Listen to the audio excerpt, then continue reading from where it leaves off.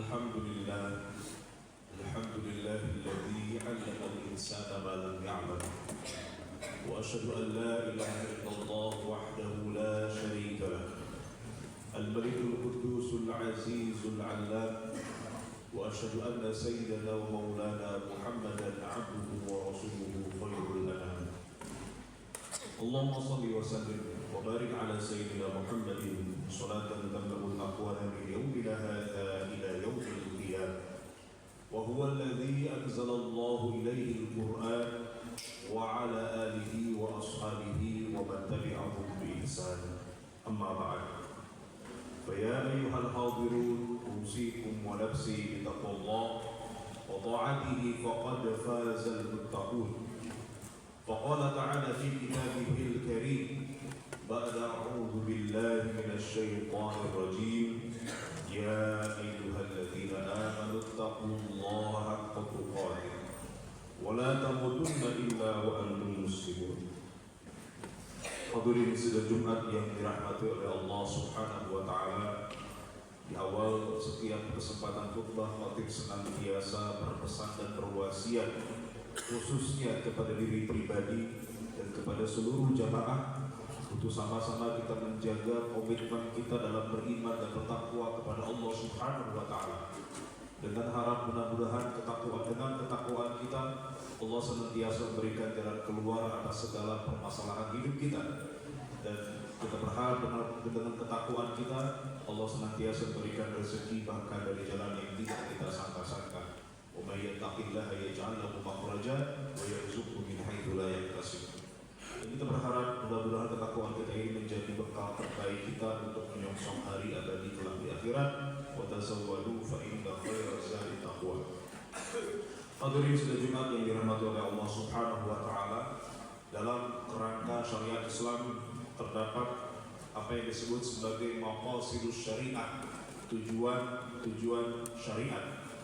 Dari sekian banyak syariat yang Allah turunkan, yang Allah kemudian lebarkan kepada kita sebagai hambanya, para ulama menyimpulkan bahwa tujuan daripada syariat-syariat tersebut ada 5 tujuan pokok diantaranya, dan diantara yang 5 tersebut adalah hifdzun nafsi, menjaga nyawa, memelihara jiwa manusia. Maka pemeliharaan jiwa ini berarti bahwa Islam sangat menjaga agar nyawa manusia tidak dihilangkan tanpa alasan yang dibenarkan, dan agar manusia tidak memasukkan dirinya atau orang lain ke dalam bahaya yang tidak diperlukan. Oleh karenanya dalam Al-Quran Allah Subhanahu wa taala berfirman, "Wa la taqtulu anfusakum innallaha kana bikum rahima." Dan janganlah kamu membunuh diri kalian, sesungguhnya Allah adalah Maha Penyayang terhadap kamu. Dalam ayat yang lain Allah taala juga berfirman, "Wa la tulqu bi aydikum ila tahlukah." Janganlah kamu menjatuhkan dirimu dengan tanganmu sendiri ke dalam kebinasaan. Al-Baqarah 195. Lebih jauh lagi Allah menegaskan dalam ayat yang lain, min ajli dzalika katabna 'ala bani Israil annahu man qatala nafsan bighairi nafs aw fasadin fil ard faka'annama qatala an-nasa jami'an wa man ahyaha faka'annama ahya an-nasa jami'an. Oleh karena itu kami tetapkan suatu hukum bagi Bani Israel bahwa barang siapa membunuh seseorang bukan karena orang itu membunuh orang lain atau bukan karena berbuat kerusakan di bumi, maka seakan-akan dia telah membunuh semua manusia. Barang siapa memelihara kehidupan seorang manusia, maka seakan-akan dia telah memelihara kehidupan semua manusia. Al-Maidah ayat 32. Maka ayat ini menegaskan bahwa mengambil satu nyawa tanpa alasan syar'i sama dengan meniadakan seluruh umat manusia, dan sebaliknya menyelamatkan satu nyawa seperti menyelamatkan seluruh manusia. Ini menunjukkan perhatian syariat kita terhadap pemeliharaan nyawa, menjaga agar nyawa manusia tidak dihapus-hapuskan, dijaga, dan kemudian salah satu di antara tujuan syariat. Di antara contoh penerapan hifdzun nafsi dalam syariat Islam diantaranya adalah pemberlakuan hukum qisas, di mana orang yang membunuh dengan alasan yang tidak dibenarkan maka diberikan hukuman yang setimpal sebagaimana apa yang dilakukannya. Dan tujuan daripada qisas ini justru adalah memelihara jiwa manusia. Sebagaimana ditegaskan dalam Al-Baqarah 79, walakum fil qisasi hayatun ya ulil albab la'allakum tattaqun. Dan dalam qisas itu ada jaminan kehidupan bagimu wahai orang-orang yang berakal agar kamu bertakwa. Maka hukum qisas dibuat agar kehidupan sosial tetap aman. Karena apabila pembunuhan tidak diatur, maka akan terjadi kekacauan dan manusia tidak merasa terlindungi. Dengan demikian pemeliharaan jiwa terlaksana melalui syariat. Selain itu, dalam syariat yang lain ada syarat ketat bagi pemberlakuan hukum rajam bagi pezina. Tidak sembarangan orang kemudian bisa dihukum rajam karena berbuat zina. Ada pemberlakuan syarat yang ketat. Di antaranya harus ada 4 orang saksi yang harus menyaksikan dalam waktu yang bersamaan dan menyaksikan dengan mata kepala sendiri. Kemudian saksi tersebut harus orang yang baik agamanya, tidak pernah berbuat dosa besar atau sering melaksanakan dosa yang kecil. Kemudian juga ada ancaman hukuman bagi orang yang menuduh orang lain berbuat zina tanpa bukti. Ada juga aturan ketat tentang jihad. Bahkan dalam perang sendiri, dalam jihad sendiri diatur tidak boleh membunuh wanita, anak-anak, orang tua, pemuka agama dan sebagainya. Semua itu tujuannya untuk menjaga nyawa manusia. Demikian juga syariat tentang keringanan bolehnya memakan makanan yang haram dalam kondisi darurat. Tidak ada makanan lain, kalau tidak makan makanan yang haram itu dia akan mati, maka boleh memakan makanan yang haram dalam kondisi tersebut. Boleh meninggalkan Jumatan ketika ada wabah, boleh membatalkan sholat ketika gempa. Semua itu menunjukkan bahwa Islam sangat menghormati dan menjaga nyawa manusia. Maka dalam ilmu fikih terdapat kaidah la dharar wa la dirar. Tidak boleh menimbulkan bahaya baik bagi diri sendiri maupun bahaya untuk orang lain. Kaidah ini berasal dari hadis Nabi Muhammad SAW yang kemudian menjadi landasan umum dalam fikih untuk melarang segala perbuatan yang bisa membahayakan baik diri sendiri maupun orang lain.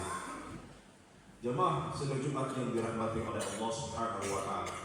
Dalam kehidupan modern banyak contoh perbuatan yang tampak sepele namun bisa jadi termasuk dalam kategori membahayakan diri sendiri dan orang lain.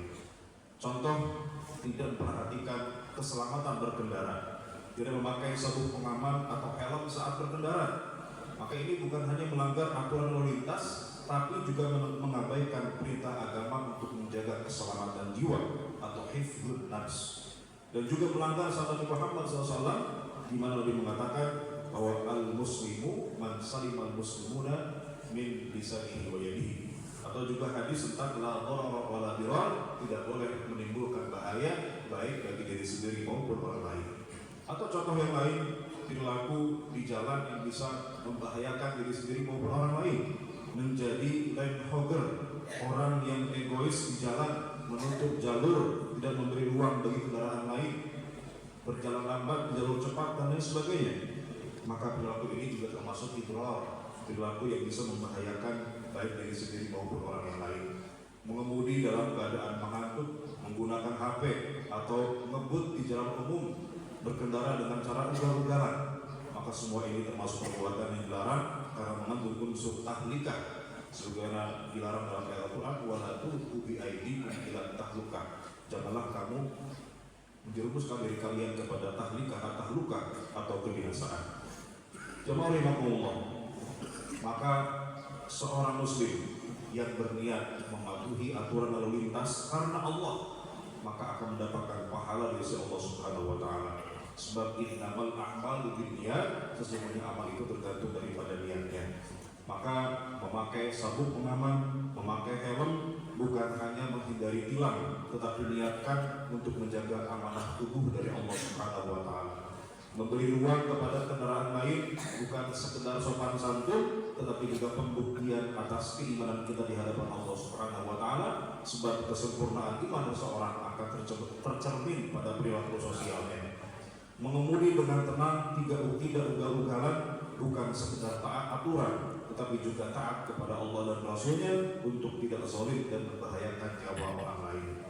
Maka dengan niat yang benar, tindakan-tindakan kecil yang kita lakukan di jalan bisa berubah menjadi ibadah yang dicatat sebagai kebaikan di sisi Allah Subhanahu wa taala. Ma'asyiral muslimin rahimakumullah, mari kita renungkan jangan sampai kita termasuk orang yang ceroboh, abai dan menyepelekan bahaya dengan alasan sudah biasa, nasib-nasiban, atau kalau sudah takdirnya selamat ya selamat, kalau sudah takdirnya celaka ya celaka. Maka pernyataan seperti itu lahir dari pemahaman terhadap takdir yang keliru. Karena Islam bukan agama yang membiarkan nasib berjalan tanpa usaha. Allah Subhanahu wa Ta'ala memerintahkan kita untuk tetap berikhtiar, karena semua pilihan dan tindakan kita akan dipertanggungjawabkan di akhirat kelak. Maka mari kita jaga keselamatan diri, keluarga dan orang lain. Jadikan setiap tindakan yang kita lakukan sebagai wujud dari keimanan dan ketakwaan kita kepada Allah Subhanahu wa Ta'ala. Terakhir, mari kita sama-sama renungkan sabda Rasulullah SAW mengenai siapa itu seorang muslim dan mukmin yang sejati.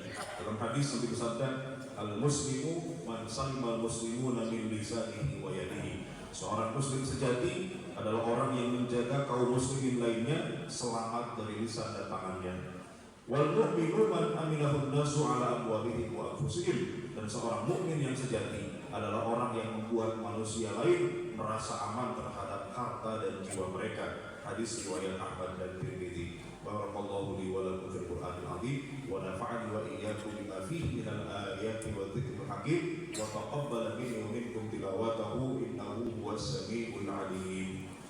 Allahumma shalli ala sayyidina Muhammad wa ala ali sayyidina Muhammad.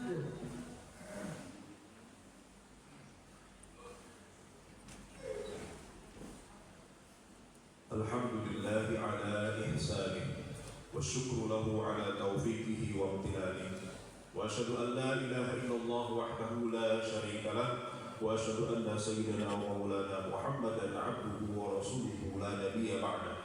اللهم صل وسلم وبارك على سيدنا محمد وعلى آله وأصحابه ومن تبعهم بإحسان إلى يوم الدين. أما بعد، فيا أيها الناس اتقوا الله فيما أمر وانتهوا عما نهى واعلموا أن الله أمركم بأمر بدأ فيه بنفسه وثنى بملائكته بقدسه وقال تعالى إن الله وملائكته يصلون على النبي يا أيها الذين آمنوا صلوا عليه وسلموا تسليما.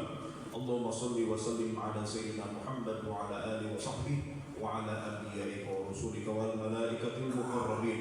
وارض اللهم عن الخلفاء الراشدين أبي بكر وعمر وعثمان وعلي وعن بقية الصحابة والتابعين وتابع التابعين لهم بإحسان إلى يوم الدين. وارض عنا معهم برحمتك يا أرحم الراحمين.